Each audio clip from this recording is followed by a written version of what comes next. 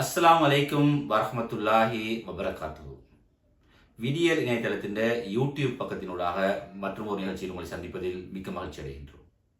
இன்று நான் உங்களுடன் பேச வைக்கிற விடயம் தான் இன்று செவ்வாய்க்கிழமை 17ஆம் தேதி இன்று பாராளுமன்றம் கூடிய போது இன்று பாராளுமன்றத்தில் கோட்டபாய ராஜபக்ஷ அவர்களுடைய காலப்பகுதியில் இடம்பெற்ற பலவந்த ஜனாசா அறிவிப்பு தொடர்பாக இன்று ஒரு விரிவான ஒரு கலந்துரையாடல் அதாவது விவாதம் ஒன்று இடம்பெற்றதை அவதானிக்க முடிந்தது. அது தொடர்பாகத்தான் இன்று உங்களுடன் நான் பேச உள்ளேன். அதற்கு முதல் உங்களோட சில தற்போதைய நிலவரங்களை பேச வேண்டியிருக்கின்றது. அதாவது எங்களுடைய நாட்டின் ஜனாதிபதி அனுர்குமார் திசாநாயக் அவர்கள் 3 நாள் உத்தியோகபூர்வ விஜயம் ஒன்றினை கடந்த ஞாயிற்றுக்கிழமை மேற்கொண்டிருந்தார். அவருடைய அந்த விஜயம் இன்று மாலையுடன் நிறைவடைகின்றது. இன்று இரவு 7 மணி அளவில் அவர் டெல்லியிலிருந்து இலங்கை நோக்கி கொழும்பு நோக்கி பயணிக்க உள்ளார். இரவு 10:30 மணி அல்லது 11 மணி அளவில் கொழும்பை வந்தடைவார் என்று வெளிவார அமைச்சு தகவல் தெரிவிக்கின்றன. இவருடைய இந்த 3 நாள் விஜயத்தில் இன்று 3வது நாளான இன்று இவர் இந்த விஜயத்தில் குறிப்பாக பல உயர்மட்ட சந்திப்புகளை மேற்கொண்டார். குறிப்பாக இந்திய ஜனாதிபதி அதுபோன்றுதான் இந்திய பிரதமர் நரேந்திர மோடி அவர்களையும் நேற்று சந்தித்து பேச்சு நடத்தினார். அதுபோன்று அதற்கு முதல் நாள் வெளிவிவகார அமைச்சர், நீதி அமைச்சர், சுகாதார அமைச்சர் போன்ற பல தரப்பினரை சந்தித்து உயர்மட்ட பேச்சுவார்த்தையில் ஈடுபட்டார். அது மாத்திரமல்லாமல் அவருடைய நேற்று மாலை இந்தியாவின் முக்கிய முன்னணி வர்த்தக பிரமுகர்களை சந்தித்தும் அவர் ஒரு கலந்துரையாடலை மேற்கொண்டார். அதுபோன்றுதான் இன்று புதன்கிழமை காலை அவர் புத்தகாய அதாவது பௌத்தர்களின் ஒரு புனித தலம் அமைந்துள்ள புத்தகாயாவைக்கும் அவர் ஒரு விஜயத்தினை மேற்கொண்டுள்ளார். குறிப்பாக இந்த 2024ஆம் ஆண்டு காலப்பகுதிக்குள் 2வது தடவையாக ஜனாதிபதி அவர்கள் இந்த விஜயத்தை மேற்கொண்டுள்ளார். அதாவது ஜனாதிபதி தேர்தலுக்கு முன்னர் அதாவது பாராளுமன்ற உறுப்பினர் எதிர்கட்சியின் பாராளுமன்ற இந்த காலப்பகுதியில் 2019ஆம் அதாவது எதிர்கட்சி பாராளுமன்ற உறுப்பினராக இருந்த இந்த வருடத்தின் ஜனவரி மாதம் அளவில் இந்திய அரசாங்கத்தின் அழைப்பை ஏற்று எங்களுடைய ஜனாதிபதி அவர்களும் அதுபோன்ற அந்தரம் பாராளுமன்ற உறுப்பினர் இருந்தார். அதுபோன்று மற்றொரு பாராளுமன்ற விஜய் தேகரத் ஆகியோரும் இந்தியாவுக்கான விஜயம் ஒன்று விஜயம் மேற்கொண்டனர். அதனை அடுத்து இந்த வருடத்துக்கு 2வது விஜயமாக இது காணப்பட்டாலும் ஜனாதிபதியாகிய பிற்பாடு மேற்கொள்ற 1வது வெளிநாட்டு விஜயம் நெய்பர் ஃபெஸ்ட் அதாவது அயலவருக்கு முதலிடம் என்ற அடிப்படையில் நமது அயல் நாடான இந்தியாவிற்கான 1வது விஜயத்தை மேற்கொண்டுள்ளார். அவர் இந்த நெய்பர் ஃபெஸ்ட் என்ற கோட்பாட்டினை இந்திய பிரதமர் நரேந்திர மோடி அவர்களும் பாராட்டியிருந்தார்கள். அதுபோன்றுதான் இந்திய பிரதமர்கள் நேற்று அவருடைய இந்திய பிரதமரும் இலங்கை ஜனாதிபதியும் சேர்ந்து இடம்பெற்ற ஊடக மாநாட்டில் அவர் ஒரு விடயத்தினை குறிப்பிட்டிருந்தார். அதாவது இலங்கை இந்த அரசியலமைப்பிடம் முழுமையாக அமல்படுத்தப்பட வேண்டும், அதுபோன்று கடந்த பல வருடங்களாக ஒத்திவைக்கப்பட்டுள்ள மாகாண சபை தேர்தல்களை நடத்த வேண்டும் என்றும் இந்திய பிரதமர் மோடி அவர்கள் குறிப்பிட்டிருந்தார். குறிப்பாக அவர் குறிப்பிட்ட விடயம் தான் அரசியலமைப்பினை முழுமையாக நடைமுறைப்படுத்துங்கள் என்றால் அந்த அரசியலமைப்பில் உள்ள இந்தியாவினால் அந்த இலங்கை இந்திய ஒப்பந்தத்தின் ஊடாக மேற்கொள்ளப்பட்ட 13வது திருத்த சட்டத்தினை முழுமையாக அமல்படுத்துங்கள் என்று அவர் சொல்லாமல் சொல்லியிருக்கின்ற விடயம் இந்த இடத்தில் சுட்டிக்காட்டப்பட்டிருக்கிறது. அதுபோன்றுதான் இலங்கையின் ஜனாதிபதி கூறினார், இந்தியாவுக்கு இலங்கை மண்ணினூடாக எந்த பாதிப்பும் ஏற்படாது, இது இந்தியாவுக்கு நாங்கள் எப்போதும் இந்தியாவுக்காக வேண்டி நாங்கள் கை கொடுப்போம் என்ற அடிப்படையில் ஜனாதிபதி அவர்களுடைய உரையிலும் குறிப்பிட்டிருந்தார். இந்த ஜனாதிபதியின் இந்த விஜயத்தில ஒரு முக்கிய விடயத்தினை இலங்கை வெளிவார அமைச்சு ஏற்பாடு இந்த விஜயத்தில் ஒரு முக்கிய இதை மேற்கொண்டு கொண்டுதான் கொழும்பில் உள்ள இந்திய உயர்ஸ்தானிகர் ஆலயமும் ஜனாதிபதியின் இந்த விஜயத்தின் மிகவும் ஒரு சிறப்பான விஜயமாக அமைய வேண்டும் என்ற அடிப்படையில் கொழும்பில் உள்ள இலங்கைக்கான இந்திய உயர்ஸ்தானிகர் அவர்கள் மிகவும் சிரமப்பட்டு இந்த விஜயத்தை ஏற்பாடு செய்தார். ஜனாதிபதியின் அனைத்து சந்திப்புகளிலும் அவர் கலந்து கொண்டிருந்ததை எமது புகைப்படம் ஒரு வீடியோக்குள்ளாக காண முடியதாக இருந்தது. இவ்வாறான நிலையில் தான் இன்று எங்களுடைய இன்று பாராளுமன்றத்தில் புதிய சபாநாயகர் தெரிவு செய்யப்பட்டிருக்கிறார். அதுபோன்றுதான் எதிர்கட்சி பாராளுமன்ற உறுப்பினர் திலீப் ஜேவிர் அவர்கள் இன்று ஒரு பாராளுமன்றத்தில் ஒரு விடயம் ஒன்றை கோரிக்கையை முன்வைத்தீங்க. அதாவது உங்களுக்கு தெரிந்த விடயம் தான், பாராளுமன்றத்தில் தற்போது இந்த கலாநிதி பட்டங்கள் பேராசிரியர் பட்டங்கள் பல காரசார விவாதங்கள் நடைபெற்றுக் கொண்டிருக்கின்றன. அதுபோன்று நேற்று 2 அமைச்சர்கள், நீதி அமைச்சர் அதுபோன்று எரிசக்தி அமைச்சர் ஆகியோர் குற்றப்புலனாய்வு திணைக்களத்துக்கு சென்று அவர்களுக்கு சமூக ஊடகங்கள் வாயிலாக அவர்களுக்கு அவர்களுடைய நட்பெயரை கலந்துமைப்படுத்துவதாக இந்த போலி கலாநிதி பட்டத்தொடர்பு அவர்களும் நேற்று முறைப்பாடு செய்திருந்தார்கள். அவ்வாறான நிலைத்தான் இன்று அவர் எங்களுடைய திலீப் ஜேவிர் அவர்கள் எதிர்கட்சி பாராளுமன்ற உறுப்பினர் ஒரு உரையாற்றும் போது ஒரு விடயத்தை குறிப்பிட்டிருந்தார். அதாவது இந்த பாராளுமன்றத்தின் இணையதளத்திலோ அல்லது பாராளுமன்றத்திலோ இந்த கலாநிதி பேராசிரியர் அழைக்காமல் சாதாரண பேரை மாத்திரம் குறிப்பிட்டு அழையுங்கள் என்றால் கலாநிதி அதாவது வைத்தியர் அல்லது வைத்தியர் என்பது வைத்தியசாலைக்கு மட்டும், கலாநிதி அல்லது பேராசிரியர் என்பது பல்கலைக்கழகங்கள் மாத்திரம்தான். இதனால் அது பல்கலைக்கழகத்திலும் வைத்தியசாலை வைத்துக் கொள்வோம். இங்கு எல்லோரும் அனைவரும் பாராளுமன்ற உறுப்பினர்கள் பேரை மாத்திரம் குறிப்பிடும் சொல்லி ஒரு முன்மொழிவு ஒன்றை முன்வைத்திருந்தார். அதுபோன்றுதான் இன்னொரு விடயம் என்று பாராளுமன்றத்தில் இடம்பெற்ற விடயம் தான் எங்களுடைய பொதுமக்கள் பாதுகாப்பு அமைச்சர் ஒரு அறிவிப்பினை மேற்கொண்டார். அதாவது முன்னாள் ஜனாதிபதிகளான சந்திரிகா பண்டாரநாயக்க குமாரதுங்க, மைத்ரிபால சிறிசேன, கோட்டபாய ராஜபக்ஷ, ரணில் விக்ரமசிங்க ஆகியோருக்கு வழங்கப்பட்டுள்ள மஹிந்த ராஜபக்ஷ உள்ளிட்ட 5 முன்னாள் ஜனாதிபதிகளுக்கு வழங்கப்பட்டுள்ள முப்படையினர் ட்ரைபோர்சஸ், முப்படை, அதாவது இராணுவம், நேவி, கடற்படை, விமானப்படை என்று சொல்லும் முப்படையினருடைய பாதுகாப்பை அடுத்த வாரம் இருந்து விலக்குவதாக குறிப்பிட்டார். தொடர்பாக காரசாரமான விவாதங்களும் இன்று பாராளுமன்ற இடம்பெற்றது அவதானிக்க முடிந்தது. இவ்வாறான நிலையில் தான் இன்று மற்றொரு விடயம் பேசும் பொருளாக அது ஒரு சாதாரண ஒரு கேள்வியாக ஏற்படக்கூடிய ஒரு விவாதமாக சென்றது. அதாவது இந்த கோட்டபாய ராஜபக்ஷ ஆட்சி காலப்பகுதியில் கொரோனா பரவிய நேரத்தில் 2020-21 ஆண்டு காலப்பகுதியில் பலவந்த ஜனாசா எரிப்பு நாட்டில் இடம்பெற்றது. இந்த பலவந்த ஜனாசா எரிக்கப்பட்டவர்கள் 270 பேர் என்று சொல்லி முன்னாள் ஜனாதிபதி ரணில் விக்ரமசிங்கே அவருடைய அரசாங்கத்தின் ஊடாக பகிரங்கமாக அறிவிக்கப்பட்டிருந்தது. அது மாத்திரம் அந்த 260 பேரும் பலவந்தமாக எரிக்கப்பட்டமைக்காக மன்னிப்பு கோரப்பட்டது. இந்த இவ்வாறு எரிக்கப்பட்டவர்களுடைய அதாவது அவர்கள் முஸ்லீம் மாத்திரமல்ல, எரிக்கப்பட்டவர்களுடைய பெயர் மற்றும் அவர்களுடைய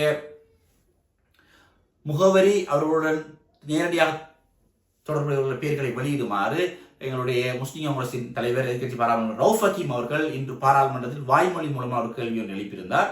இதற்கு பதிலளித்த நலிந்த ஜேதிஸ் சுகாதார அமைச்சர், இந்த கேள்விக்கு பதிலளிக்க பொறுப்பான அமைச்சர், அவர் கூறிய விடயம் தான் இது, இந்த விடயத்தை நாங்கள் வெளியிட முடியாது, இது மீடியா ஊடக சுகாதார எத்திக்ஸ், ஹெல்த் மெடிக்கல் எத்திக்ஸில் இது உடன்படவில்லை, இதை நாங்கள் வெளியிட முடியாது. அது மாத்திரமல்லாமல் தகவல் அறிவுரிமை சட்டத்தின் கூட ஒரு தனிப்பட்ட விடயம் என்பதை வெளியிட முடியாது என்ற வகையில் அவர் ரவுஃப் ஹக்கீம் அவர்கள் கேட்ட கேள்விக்கு உரிய பதில் வழங்காமல் இதற்கு காரணமாக இது ஒரு விவாதமாக மாறியது. இந்த இவர்கள் பதில் வழங்கியிருந்தால் இன்று ஒரு விவாதமாக மாறிக்க மாட்டார். இந்த பதில் வழங்கப்படாத காரணத்தை, அதாவது மெடிக்கல் எத்திக்ஸ் என்று கூறி இந்த அவருடைய ரவுஃப் ஹக்கீம் கேட்ட கேள்விக்கு பதிலளிக்க தவறியதன் காரணம் இது ஒரு விவாதமாக மாறியது. அதாவது இதனை அடுத்து ரவுஃப் ஹக்கீம் அவர்கள் கூறினார்கள், மிகவும் இது நான் கவலை அடைகின்றேன், இவ்வாறான விடயங்களை கூறாமல் கட்டாயம் கூற வேண்டும் என்றார். இந்த நேரத்தில் தான் எங்களுடைய கொழும்பு மாவட்ட பாராளுமன்ற உறுப்பினர் ஐக்கிய மக்கள் சக்தி இந்த கொழும்பு மாவட்ட பாராளுமன்ற உறுப்பினர் முஜிபுர் ரஹ்மான் அவர்கள் இருந்து கூறின விடயம் தான், இந்த பலவந்த ஜனாசா இடம்பெற்ற காலப்பகுதியில் அப்போதைய சுகாதாரத்துறை பணிப்பாளர் அனில் ஜெயசிங் அவர்களை நான் சந்தித்து இந்த பலவந்த ஜனாசா எரிப்பு என்பது அரசாங்கத்தின் கொள்கையா அல்லது சுகாதார கொள்கையா என்று கேட்டேன். அது சுகாதார கொள்கை, நாங்கள் அரசாங்கத்தின் கொள்கையை பின்பற்றவில்லை என்று அவர் குறிப்பிட்டிருந்தார். அப்படிப்பட்ட ஒருவரை இன்று நீங்கள் சுகாதார அமைச்சின் செயலாளர் நியமித்திருக்கிறீர்கள், இது மிகவும் பிழையான விடயம் என்று காட்டிய நேரத்தில் அரசாங்க தரப்பில் வந்த பதில் என்னவென்றால், இது ஒரு உண்மையிலேயே இது ஒரு சுகாதார எந்த தரப்பினர் மேற்கொள்ளவில்லை, இது செய்தது அரசாங்கத்தின் கொள்கையை அமல்படுத்தினது. அது மாத்திரமல்லாமல் அதாவது எங்களுடைய நிகால் அபேசிங்க வைத்தியர் நிகால் அபேசிங்கே தேசிய மக்கள் சக்தி என்பிபி தேசிய மக்கள் சக்தியின் செயலாளர் நாயகமாக நிகால் அபேசிங்கே அவரும் கூட இந்த தொற்று நோய் சம்பந்தப்பட்ட ஒரு விசேட வைத்திய நிபுணர் என்று சொல்லப்படுகிறது. ரவுஃப் ஹக்கீம் அவர்கள் கூறினார். அவர் கூட எழுந்து கூறினார், இது உண்மையிலேயே சுகாதாரத்துறையினர் அமல்படுத்திய கொள்கை அல்ல, இவர்கள் இது என்ன விடயம் என்று சொன்னால் எங்களுடைய அரசாங்கத்தினால் நியமிக்கப்பட்ட குழு, அதாவது எக்ஸ்பர்ட் கமிட்டி நியமிக்கப்பட்டது.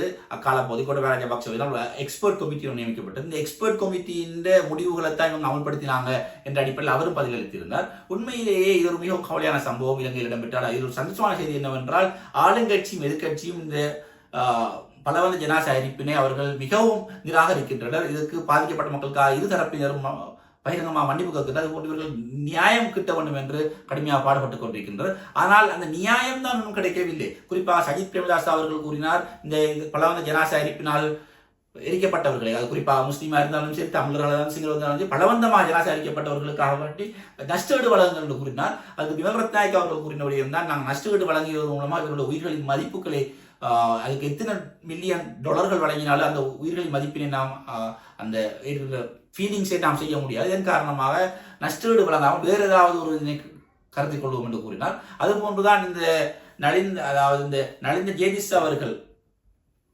இது தொடர்பான விசாரணைகளை முன்னெடுப்பதாகவும், அதாவது அது மாத்திரமல்ல பிமல் ரத்நாயக் அவர்கள் குறிப்பிட்டிருந்தார். இது தொடர்பான அது மாத்திரமல்ல பிரதமர் ஹரிணி அமரசூரிய அவர்கள் கூட இந்த விடயம் தொடர்பில் விரிவாக பேசியிருந்தார். இது போன்ற சம்பவங்கள் எதிர்காலத்தில் இடம்பெறாத வண்ணம் எங்களுடைய அன்றகுமார் திசாநாயக தலைமையிலான அரசாங்கம் கட்டாயம் அனைத்து சமூகத்தையும் பாதுகாக்கும் என்று அவர் உறுதிமொழி வழங்கியிருந்தார். இப்படி பல கருத்தாளர்கள் இடம்பெற்றது. இதே நேரத்தில் தான் எங்களுடைய கொழும்பு மாவட்ட மற்றொரு பாராளுமன்ற உறுப்பினர் எங்களுடைய மறைக்காரர்களும் குறிப்பிட்டிருந்தார், நீங்கள் தகவலை வழங்காவிட்டாலும் பிரச்சனை இல்லை, இந்த பிரதேச மட்டத்தில் பிரதேச செயலக மட்டத்தில் பலவந்தமாக எரிக்கப்பட்டவர்களுடைய பெயர்களை அட்லீஸ்ட் வெளியிடுங்கள் என்று கூறுகின்றார்கள். இப்படி தொடர்ச்சியாக கூறியிருக்கிறார்கள். உங்களுக்கு நான் இந்த இடத்தில் இன்னொரு விடயத்தை சுட்டிக்காட்ட வேண்டும். அதாவது ஜனாதிபதி தேர்தலுக்கு முன்னர் ஆகஸ்ட் 29 விடிவெள்ளி பத்திரிகைக்கு எங்களுடைய சபை முதல்வராகவும் ஒரு பழம்பொருந்தி அமைச்சராக விமல் ரத்நாயக் அவர்கள் ஒரு நேர்காணல் வழங்கியிருந்தார். இந்த நேர்காணலில் கூறுகின்றார், அவர் பலவந்த ஜனாசா எரிக்கும் பாதிக்கப்பட்டவர்களுக்கு நீதி பெற்றுத் தருவோம் என்ற ஒரு உறுதிமொழி வழங்கியிருந்தார்.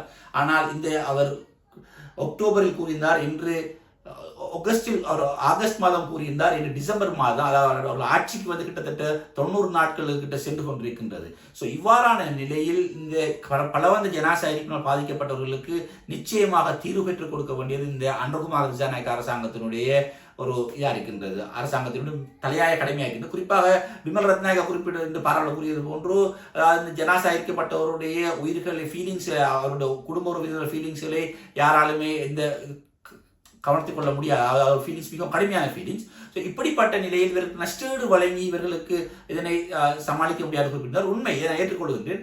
ஆனால் இதற்கு பொறுப்பாக இருந்தவர்கள், காரணமானவர்கள் தண்டிக்கப்பட வேண்டும். அது சுகாதார அமைச்சராக இருந்தாலும் சரிதான், அரசியல்வாதியாக இருந்தாலும் சரி, அரசாங்க மட்டத்தில் இருந்தாலும் இதுக்கு பொறுப்பானவர்கள். அதாவது இந்த ஜனாசாக்களை நல்லடக்கம் செய்தால்